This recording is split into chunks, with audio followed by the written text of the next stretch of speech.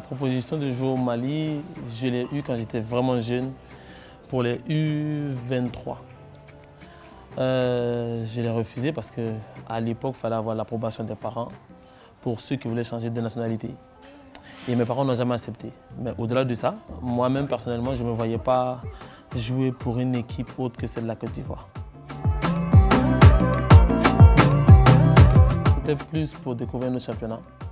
Vu que j'avais fait 5 ans en Thaïlande, je voulais découvrir nos championnats et la meilleure offre financièrement et sur le plan du football, c'était ce championnat-là et ce club-là.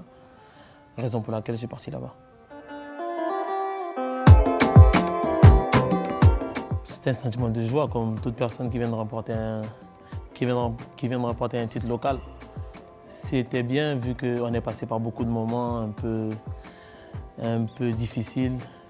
Et ensuite, le fait de battre l'équipe de Djouma Saïd, c'était aussi un plaisir. Donc on était heureux et c'était bien.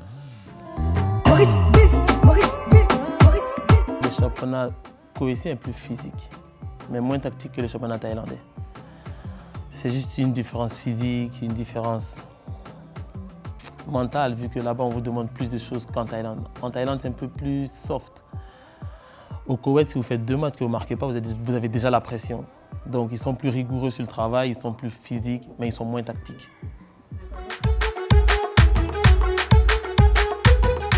Mon père et ma mère, Mamadou et Barnabé, avec le tatouage que vous voyez. Bon. Facteur très important, mon père était ancien footballeur. Ma mère était ancienne internationale joueuse d'handball, donc une famille de sportifs. Ils ont été toujours derrière moi, ils m'ont toujours conseillé, ils m'ont toujours poussé en me donnant les tenants et les aboutissants d'embrasser une carrière de footballeur. Donc vraiment facteur important, facteur déterminant, facteur de soutien, d'appui, de mentor, parce que mon père, il m'a toujours entraîné et toujours contredit parce qu'il ne m'a jamais trouvé au niveau. Donc on regarde des matchs à la fin, à chaque match on commente, on essaie de voir les défauts et de les parfaire et d'améliorer les qualités. Le tigre, ça m'est venu d'un ami qui s'appelle Amos, un ami d'enfance que j'ai. Je ne sais pas quelle inspiration il a eu. Mais quand on était adolescent, vu que je partais vite et tout, qu'au lieu de me comparer à un guépard, il a préféré le tigre pour la férocité, pour la vitesse, pour l'instinct de survie, on va dire. Et après, j'ai adopté ça et puis j'ai décidé de faire de ça mon blaze.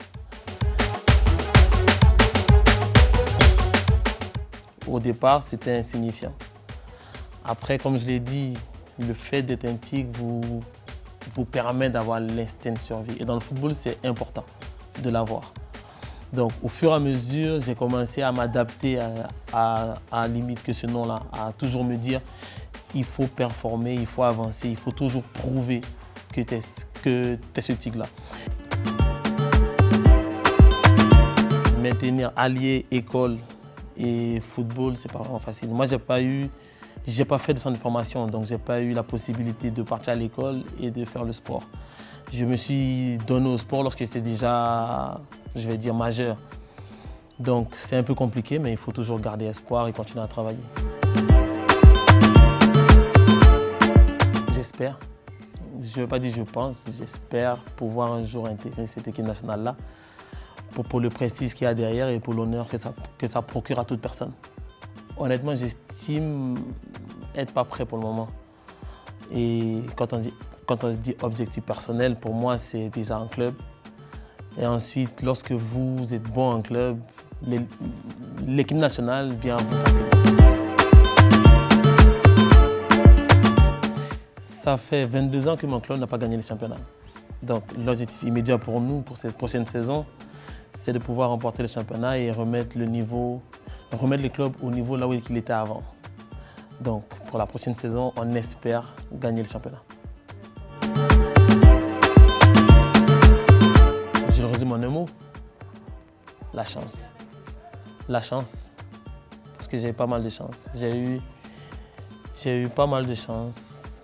Il y a eu une succession de personnes qui ont été là au bon moment, au bon endroit, pour me permettre d'être là où je suis aujourd'hui. C'est-à-dire, si on enlevait un seul maille de cette chaîne-là, je ne pense pas que je serais là où je suis. Donc, quand je vois le parcours Depuis mon arrivée en Tunisie, en passant par Dubaï et, et mon atterrissage en catastrophe en Thaïlande, je me dis qu'il y a eu beaucoup de chance. Il y a beaucoup de personnes merveilleuses qui m'ont épaulé, qui m'ont guidé, qui m'ont permis d'être là où je suis aujourd'hui.